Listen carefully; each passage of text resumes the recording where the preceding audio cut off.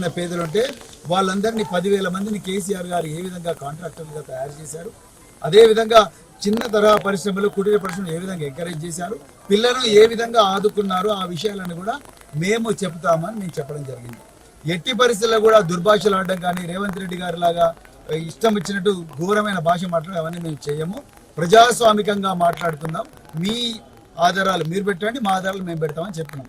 తర్వాత నిన్న సాయంత్రం 7 గంటలకు ఇదే మంత్రులు లక్ష్మణ్ కుమార్ గారు, పొన్నం ప్రభాకర్ గారు వీళ్ళు ఏమన్నారు, లేదు మేము సోమాజిగూడ ప్రెస్ క్లబ్ రాము, మాకు హరీష్ రావు గారు, కేటీఆర్ గారు వీళ్ళిద్దరు వస్తేనే మేము వస్తాము, లేకపోతే మంత్రులుగా గతంలో ఇప్పుడు శాసనసభ్యులుగా ఉండి గతంలో మంత్రులుగా పనిచేసిన వాళ్ళు ఎవరైనా వస్తే అప్పుడు మేము వస్తాము అన్నారు. సరే మంచిది.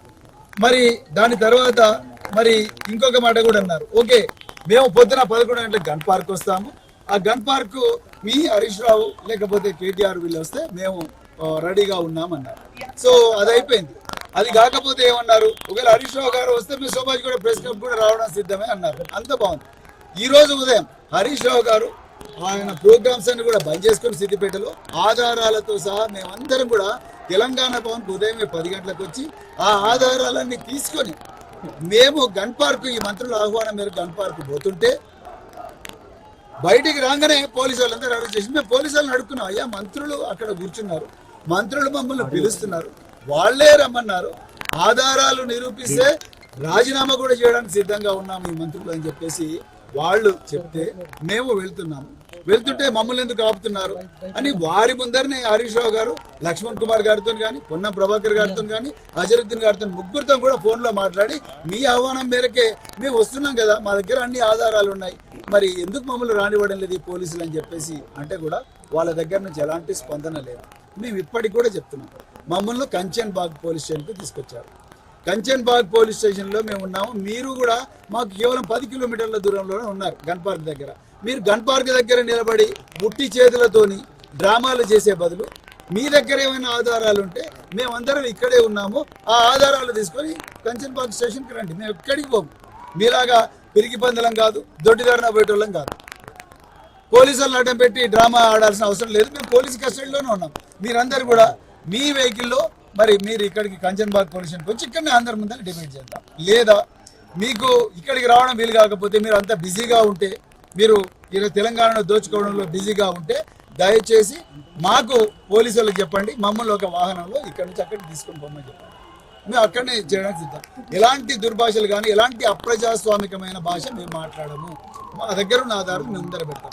మీరు ఏ విధంగా ఒకప్పుడు చిన్న చిన్న కాంట్రాక్టర్లను డిపిసిల ద్వారా ఏ విధంగా ఎంకరేజ్ చేసి తెలంగాణ ప్రజలకు నాణ్యమైన వస్తువులు, తెలంగాణ విద్యార్థులకు నాణ్యమైన వస్తువులు కేసీఆర్ గారు హయాంలో ఇచ్చారు, ఈ రోజు దాన్ని ఉల్లంఘించి ప్రాజెక్టు మానిటరింగ్ యూనిట్ అని చెప్పేసి సంక్షేమ శాఖల మంత్రులను కాదని రేవంత్ రెడ్డి గారే సొంతంగా ఒక జీవో నెంబర్ 17 తయారు చేసుకొని పొన్నం ప్రభాకర్ గారికి ఫైల్ పోలేదు, అదేవిధంగా ట్రైబల్ వెల్ఫేర్ సెక్రటరీకి పోలేదు, బీసీ వెల్ఫేర్ సెక్రటరీకి పోలేదు, మైనారిటీ సెక్రటరీకి పోలేదు, డైరెక్ట్గా ముఖ్యమంత్రి చీకటి జీవో ఒకటి తయారు చేసుకొని ఆయన అనుంగని ఎవరైతే ఉన్నారో వాళ్ళందరికీ, ముఖ్యంగా గుజరాత్లో ఉండే మఫత్లాలు, బాంబేలో ఉండే సేట్లు, ఢిల్లీలో ఉండే సేట్లకు ఈ తెలంగాణ ప్రజలకు రావాల్సిన ఆస్తిని అంతా కూడా వాళ్ళకి దారాదత్తం చేశారు. మా దగ్గర దారాలు ఉన్నాయి. మీరే ఓపెన్గా జీవోలు ఇచ్చారు, మీరే మళ్ళీ ఐఏఎస్ ఆఫీసర్లను ఈ టెండర్లకి వీళ్ళకే అనిచ్చారు. ఇలా లిడ్ క్యాప్ మాదిగలు మరి ఇతర చర్మకారుల కోసం తయారు చేసింది లెదర్ కార్పొరేషన్. ఆ లెదర్ కార్పొరేషన్లో మఫత్లాల్కి ఏం పని? ఇదే మేము ప్రశ్నిస్తున్నాం. సన్నకారు చిన్న కుటీర పరిశ్రమల వాళ్ళు ఎవరైతే ఉన్నారో వాళ్లకు కాంట్రాక్ట్లు ఇవ్వమని గతంలో కేసీఆర్ ప్రభుత్వం ఇచ్చింది జీవోలు. ఆ జీవోలను మీరు ఎందుకు ఉల్లంఘిస్తున్నారు? అదే మేము అడుగుతా ఉన్నాం. అదేవిధంగా మీరు అన్ని కాంట్రాక్టులు ఒకటే దగ్గరికి తీసుకొచ్చి తెలంగాణ బిడ్డలు ఎవరు కూడా ఈ కాంట్రాక్టుల్లో పార్టిసిపేట్ చేయకుండా తెలంగాణ బిడ్డలందరూ కూడా రోడ్డు మీద అడుక్కునే విధంగా మీరు ప్రాజెక్టు మానిటరింగ్ యూనిట్ ఎందుకు పెట్టిండ్రు? మీరు చేవెళ్లలో ఎస్సీ ఎస్టీలకు 30% ఇస్తామన్నారు, అదేవిధంగా కామారెడ్డిలో బీసీలకు 40% కాంట్రాక్ట్లు ఇస్తామన్నారు. మరి మీ ప్రాజెక్టు మానిటరింగ్ యూనిట్ లో ఈ వర్గాలకు ఎందుకు జీవోలు ఇవ్వలేదు? ఈ వర్గాలకు ఎందుకు కోటా ఇవ్వలేదు? అదే మేము అడుగుతా ఉన్నాం. దీని మీద మా దగ్గర స్పష్టమైన ఆధారాలు ఉన్నాయి. అవన్నీ కూడా మాకు ఆధారాలు చూపించామని మీరు ఎక్కడికి రమ్మంటే అక్కడికి వచ్చినాం కదా. మరి మీరు ఎందుకు మమ్మల్ని అరెస్ట్ చేశారు? ఇప్పుడు కూడా చెప్తున్నాం, మేము ఇక్కడే ఉంటాం.